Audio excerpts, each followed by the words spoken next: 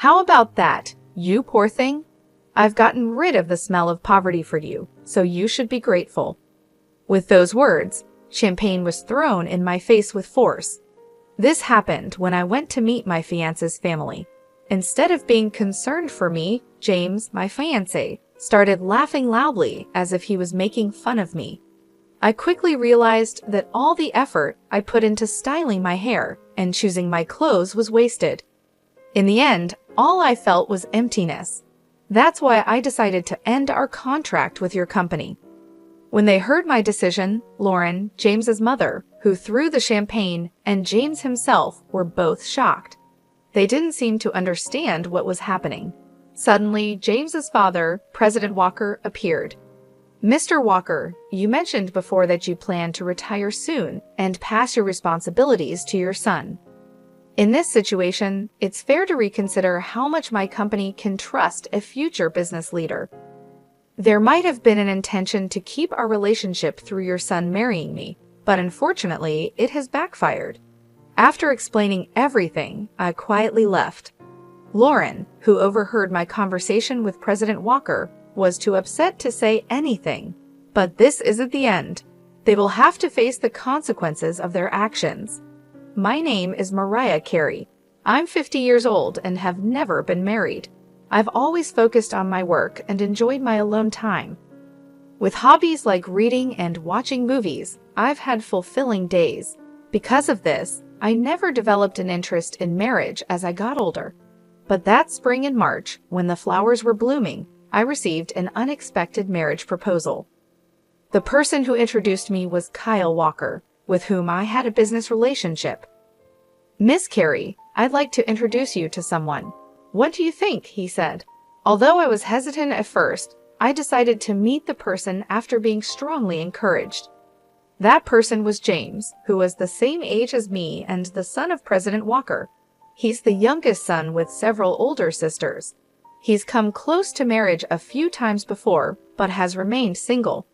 I had one request before our first meeting, but James was a polite and kind person, and I immediately liked him. I started thinking that maybe marrying him wouldn't be such a bad idea, so I suggested that we start dating. Both President Walker and James were happy with this idea, and everything seemed to be going well. But I never imagined that this decision would lead to an unexpected situation later on. 2 weeks into our relationship, during our third date, James smiled and said, "We're already like a couple, aren't we?" Unlike before, James was wearing a casual jacket and looked relaxed and youthful. I had also switched from dressing up to wearing casual pants.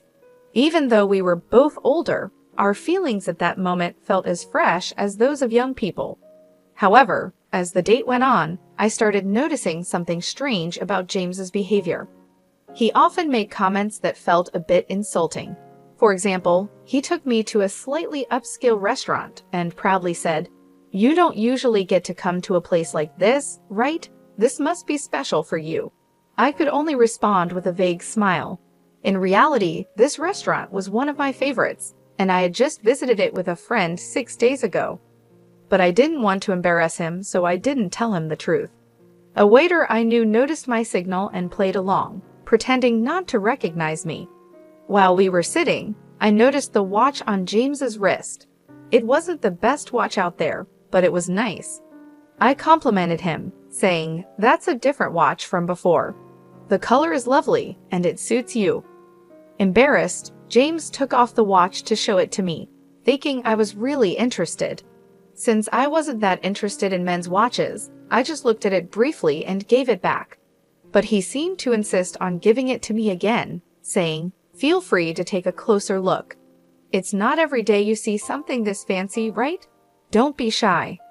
My reaction wasn't just out of politeness, I simply wasn't that interested in the watch. Though I agreed to take a closer look when he insisted, I felt a bit confused. To me, a watch is just an accessory, and I think checking the time on a smartphone is enough. I had mentioned his watch casually, just like I might compliment a friend's new decorative item. Many of the older people I work with wear similar watches, so I actually see them quite often. "Thank you for showing it to me," I said. "It's nice to have something you like." James then slightly pouted and subtly started looking at my belongings. What caught his attention was a bag that I'm really fond of. This bag was specially made for me at a workshop I love, reflecting the craftsman's skill and my personal taste. It's very practical and a bit expensive, but to James it seemed cheap. He asked, "Don't you have a proper bag? I think you should have something more prestigious." The bag was custom-made at a German workshop and doesn't have a brand logo. In fact, the craftsman's logo is hidden at the bottom of the bag because I prefer simple designs. It's hard for someone who doesn't know much about women's bags to guess its value just by looking at it. But I couldn't help feeling puzzled by his constant superior attitude. Sometimes I brush it off, thinking he's just a sheltered person who doesn't know much about the world, but the uncomfortable feeling doesn't easily go away. At one point, I thought about reconsidering the idea of marriage, but since we had only met 2 times, it seemed too soon to decide on breaking up. So I decided to wait and see how things would go. Since then, we've continued dating. James does show some immaturity at times, but he's basically an honest person. He no longer acts in that unnatural way he did before. No one is perfect from the start. If you have patience and gradually find harmony, love will eventually grow. I heard an older female celebrity say this on a show I watched, and I found some truth in her words. The following week, we went to a famous hotel buffet for our 5th date. Strangely, James piled 4 or 6 servings of food onto his plate. I lightly commented, "Are you sure it's okay to take so much? It would be a waste if you can't finish it." He suddenly burst into laughter. Wondering what was so funny, he said, "A waste, Mariah? Are you still talking like someone poor? It's okay to take this much. It doesn't matter if I throw it away if I can't eat it all." I made a sour face. It seemed he completely missed the point that wasting food not only costs money, but also inconveniences other customers. The issue isn't just about money. It's about resources and the environment. Aren't you aware of the concept of food waste? It's also inconsiderate to other customers, and eating like that isn't good, I said, my voice more stern than usual. James suddenly shrank back, poking at his pasta with a fork, and muttered, "I'm sorry, please don't be mad. My mom said you might be marrying me for money, and I just reacted without thinking." The word mommy stuck in my mind, and I accidentally repeated it. Referring to one's mother as mommy at his age was unusual and hinted at something odd about his family. As the date was ending, with this uncomfortable feeling in my mind, James drove me home. When I was about to get out of the car, he grabbed my hand and said, "Miss Carey, even though I am who I am, would you marry me? Even if not right away, being engaged is fine. I can wait as long as it takes." I was surprised by James's sudden boldness, but soon I began to feel genuine happiness from his actions. Despite the concerns I had about James, his way of asking made me feel joyful. I thought that maybe the things he lacked could be improved after marriage, and I could help guide him into becoming a loving husband. 5 months had passed since we first met, and I felt it was the right time to move forward. Let's grow together by supporting each other. We both have flaws and differences, so let's talk a lot and work them out, I said with teary eyes, moved by emotion. However, the moment I agreed to the proposal, James showed troubling behavior again. He said with a smile, "Let's start preparing for married life. First, you should quit your job, take care of the home, and learn housework from my mom." My joy vanished, replaced by rising anger. I responded more strongly than usual. "Don't be so presumptuous. If that's your attitude, then marriage is out of the question. Goodbye." James was silent, stunned. In that moment, I got out of the car and went straight into my house. Even though I decided to distance myself, I reluctantly agreed to meet James after he sent me a message over the weekend, insisting on seeing me. The weekend came quickly, and when the day arrived, James was already waiting at our meeting spot. As I approached, James stood up quickly and apologized deeply. "I'm really sorry about last time. My friends told me to be firm, and I took it too seriously. They even scolded me for thinking it was okay to act like that," James said, his energy low, which started to melt away my anger. Not long ago, I felt like getting upset with him, but I eventually made peace with it. It's a bit disappointing, but James is dear to me. He's very straightforward, and sometimes it's hard for him to tell the difference between a joke and something serious. He's easily influenced and a bit indecisive, but I reminded myself that no one is perfect from the start. Make sure you keep this in mind. "We're getting engaged, after all," I said with a small smile. Hearing this, James looked up suddenly and brightened right away. After a month of a somewhat turbulent engagement period, it was finally time to meet each other's families and announce our marriage. The first visit was to James's family home. Although I had known President Walker for a long time, it was strictly professional, and this was my first time visiting his home, which made me nervous. James was his usual gentle and lovely self, but he seemed a bit off that morning. I thought maybe he was just nervous, but that wasn't the case. About my mom," he started, and I braced myself, thinking about the usual worries between a daughter-in-law and mother-in-law.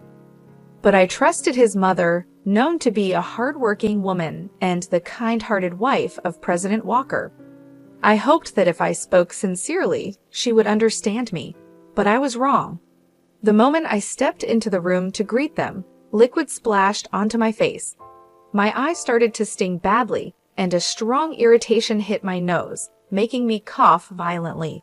I immediately panicked. "How about that, you poor thing? I got rid of the poor smell for you, so be thankful," I heard a mocking voice say.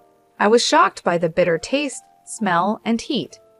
I realized the liquid in my mouth was champagne, but I couldn't understand why I was being treated like this. "Lauren, what are you doing?" President Walker exclaimed in shock. The situation became clear. James's mother, Lauren, who was supposed to be my future mother-in-law, had thrown champagne in my face. It seemed the mocking voice was also Lauren's. I remembered how James had looked down on me as poor before and realized that this attitude might have come from Lauren. "What's the matter, Mariah? You're all wet. Funny, isn't it? Go, Mommy, that's just like you." James laughed loudly. At that moment, I realized that everything I had done up to this point was for nothing. I felt nothing but emptiness in my heart. "I will therefore terminate our contract with your company," I said. "What?" James and Lauren both exclaimed in surprise. They quickly looked at each other and seemed to whisper about something, maybe our business dealings or something else. But as far as I was concerned, I was no longer involved. I was just an outsider. I could only guess what they were discussing at that moment. One person who stayed silent was President Walker, who looked pale and wide-eyed. I turned to him, thanked him, and began to speak. "First of all, President Walker, I want to thank you for your cooperation so far. It must be because of the condition we agreed on that nothing like this has happened before." When I turned to speak to Lauren and James, Lauren looked at President Walker with a doubtful expression and then stared at me sternly. Meanwhile, James watched Lauren's reaction while glancing at me. I continued quietly, knowing that what I was about to say might surprise them, but I hoped they would listen carefully. One condition of accepting this matchmaking was that I would not reveal I am the president of a company until the marriage was decided. I didn't want my title to interfere. My connection with President Walker came from significant business transactions I built over the years while focusing on my work. I took out my business card, which naturally listed my company name and position. Even those not involved in management would understand the importance of my title. "Hello again, Mrs. Lauren. Thank you for all your help so far. This is my position. I've been working with your husband's company for over 12 years, and right now, my company is probably your biggest client. I wonder what percentage of your company's sales we represent." When I handed over my business card, James turned pale with surprise. He worked in his father's company, so seeing my company name should have made it clear who I was. To President Walker, I was not just any business owner, I was the owner of one of his most important business partners. That's why I wanted my profession hidden at first, to truly see James's character when choosing a lifelong partner. I wanted to see the real person, not just a superficial act. I couldn't risk a fake attitude because it could affect the future of a parent's company. So I was introduced as just someone who met James through work. I even wore fake glasses and changed my makeup and hairstyle for our dates.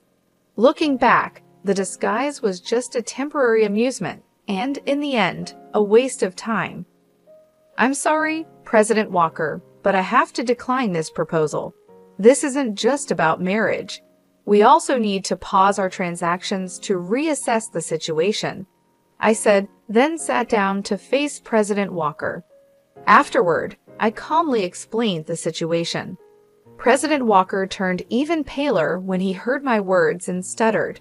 "The transactions are affected? That can't be right." But his reaction seemed forced. I shook my head firmly, showing that my decision was final. But I wanted him to understand that my decision was not based on a fleeting emotion. I continued speaking calmly. "President Walker, you mentioned before that you plan to retire soon and hand over your responsibilities to your son. In this situation, it's important to reconsider how reliable a future business partner can be. It seems there was an intention to keep our business relationship strong by having your son marry me. But unfortunately, that plan has backfired. Right after graduating from university, I started my own company with some friends. Over 22 years have passed since then, and I've been leading the business as its president the entire time. As I've mentioned several times, I've built a strong relationship with President Walker's company for more than a decade. My company, managed with a female perspective, has been recognized for its unique approach and has grown significantly recently. As a result, our business with President Walker's company has also increased. However, there have been internal discussions lately about whether we should switch to new business partners. Amidst this situation, the sudden proposal of an arranged marriage came up. Considering the timing, President Walker might have sensed some changes happening in our company. This wasn't exactly a secret. After realizing who I was, Lauren and James were clearly disturbed. I decided to explain further. In fact, we were reviewing whether to continue our business with your company. I've heard that your company is currently facing some management difficulties. Are you aware of that? Since contracts with other partners are ending, this information is crucial. Lauren, shocked, asked, "What does that mean?" while frantically shaking President Walker's arm. President Walker wiped his sweat. Looking anxious, it seemed that the company's issues hadn't been discussed within the family. James's confused glances between me and President Walker caught my attention. Despite being an insider, James seemed unaware of his own company's current situation. While thinking about this puzzling situation, I continued, "Given this, President Walker strongly suggested that I meet with you, James, leading us to this point. Perhaps you considered this marriage proposal to stabilize your company. It seems you wanted to maintain our business relationship at all costs." Lauren was visibly shaken, her hands trembling, and her lips quivering as she listened. I explained that President Walker's company is indeed struggling with management issues. Lauren may have looked down on me earlier, but her company is dealing with much bigger problems. Once known for quality and speed, President Walker's products have been overtaken by competitors' technology and no longer stand out. Additionally, the development and manufacturing processes are inefficient, cost reduction efforts have failed, and the products have become too expensive. Moreover, the company places too much pressure on employees by modern labor standards. leading to shorter delivery times and further damaging the company's reputation. Working with a low-rated company like this can harm the reputation of its business partners as well. Even a company with a long history can struggle when it has outdated structures and a high turnover rate among young employees. As a result, President Walker's company's market share has been decreasing, and its performance continues to decline. In this situation, it was natural for us to look into working with other, more stable companies. Lauren, outraged, shouted, "How dare you threaten to cut off business based on personal feelings? What a despicable act! Are you blackmailing us? This is the worst. Don't think such behavior is acceptable." She seemed to forget that her actions were the cause of this situation. I was surprised by her accusations and the fact that she hadn't even apologized. Before I could say anything, President Walker shouted angrily, "Silence. This is all your fault." I held back what I was about to say. Indeed, President Walker, not me, was likely the most affected by this situation. The unexpected fallout from his wife's inappropriate behavior was probably a shock to him, especially since he had hoped for stability. This all happened because President Walker tried to stick to our agreement, but in reality, keeping it a secret from James alone would have been enough. He should have informed his wife beforehand. As a result, I'm relieved that I didn't have to welcome such a problematic person as my mother-in-law. James' appearance was pitiful. He was pale and trembling, holding tightly onto Lauren's hand. It was sad to see a 50-year-old man still needing his mother's hand. Seeing him like this, I couldn't help but give him a cold look. "It's impossible that someone carrying such a cheap-looking bag could be a president," James accused me harshly. "And you complained about food waste and acted like you were poor. You're lying about being my father's business partner. How disgraceful." He seemed to be trying to blame me, but he was clearly mistaken. "I'm not interested in branded goods. I prefer high-quality leather products made locally.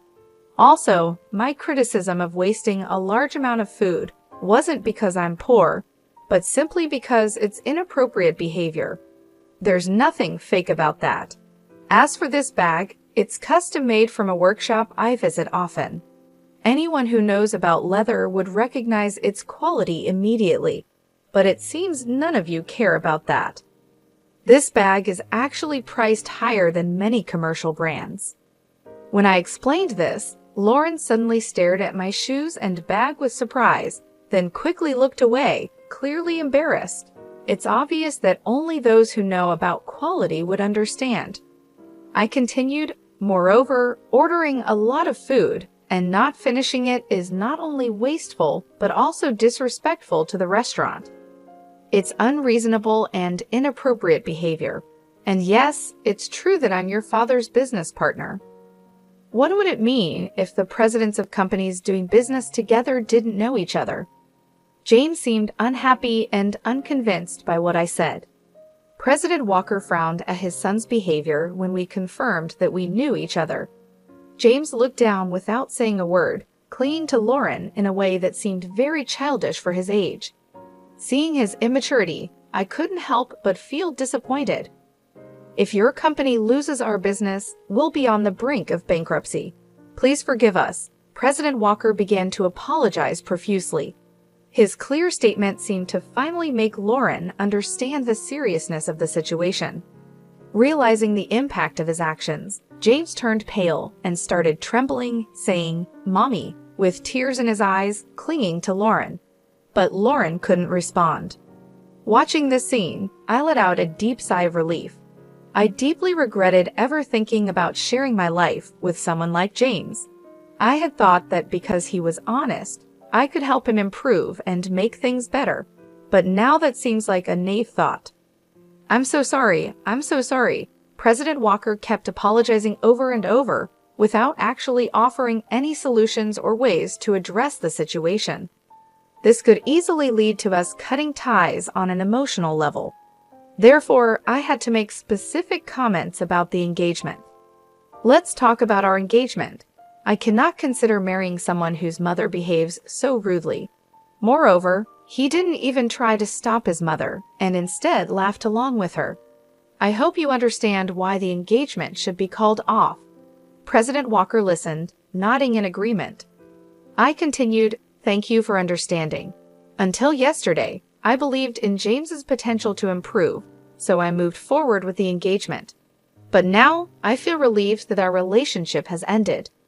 I gave specific examples of James's behavior, like how he often quoted his mother's opinions, saying, "Mommy said so," and how he still called her Mommy, even though he's almost 52 years old.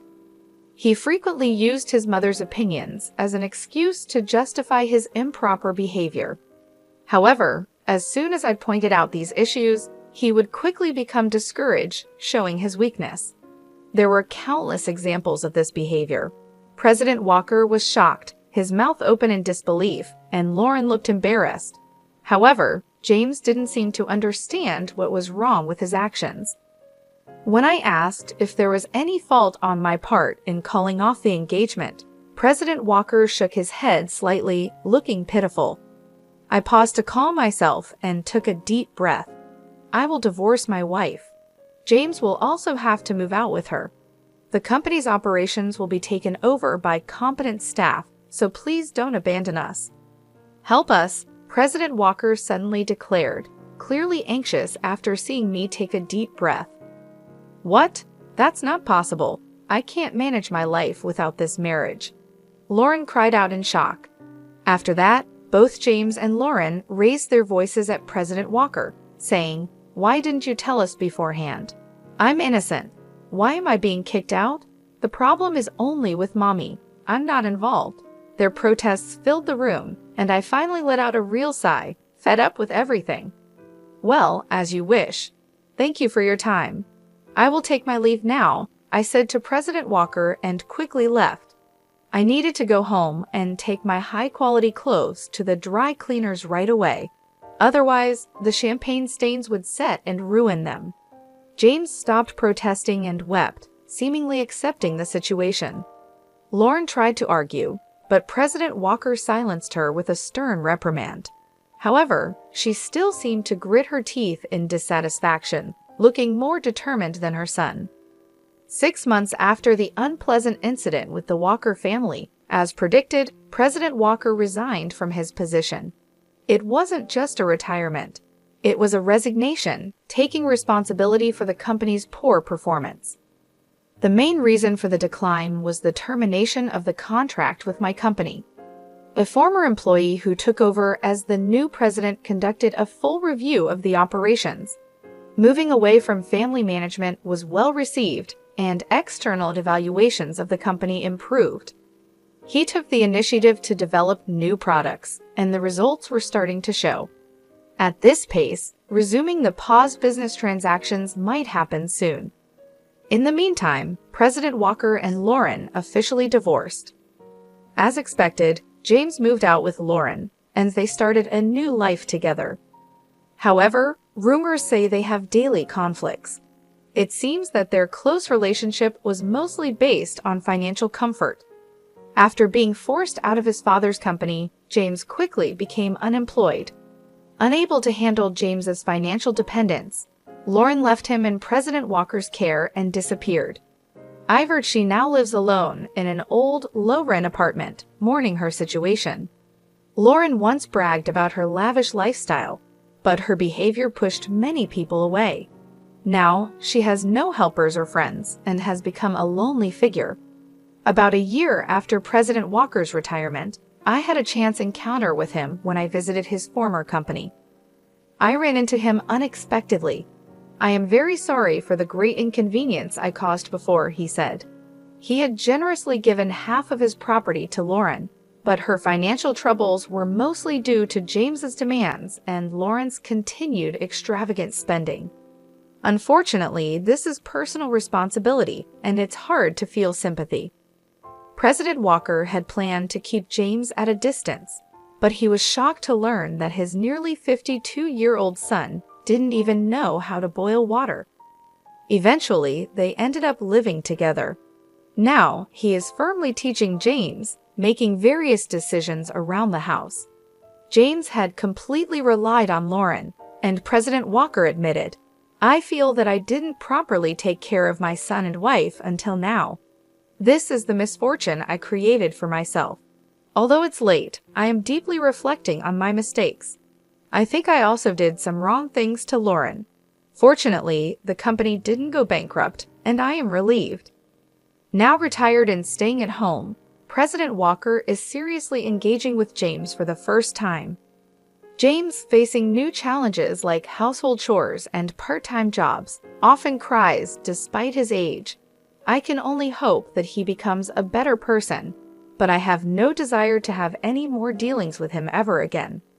5 years have passed since then, and my company is doing very well. My performance has improved compared to before, and the stock price has also risen. As for my personal life, I am no longer considering marriage. I have already informed my parents. When I got engaged, I explained everything to my parents, and when the engagement ended, I shared the details with them again. They supported my decision to stay single, rather than being involved with someone like that. As a result, my parents are now even stronger supporters of my focus on work. I stay busy every day and have taken up new hobbies to make my life more fulfilling. Although I used to prefer indoor activities, I recently decided to start exercising at the gym. I can even see my muscles starting to form, and my subordinates look at me with admiration, which feels a bit strange. I've always believed that happiness is something you create for yourself. I look for happiness that I build on my own, not just the kind that comes from being with someone else. If I were to fall in love again, I would prefer it to happen later in life when I could afford to give everything up for love. But that's not something I'm worried about right now. My days are fulfilling, and I'm happy. My life has just begun, and I'm focused on working towards a bright future.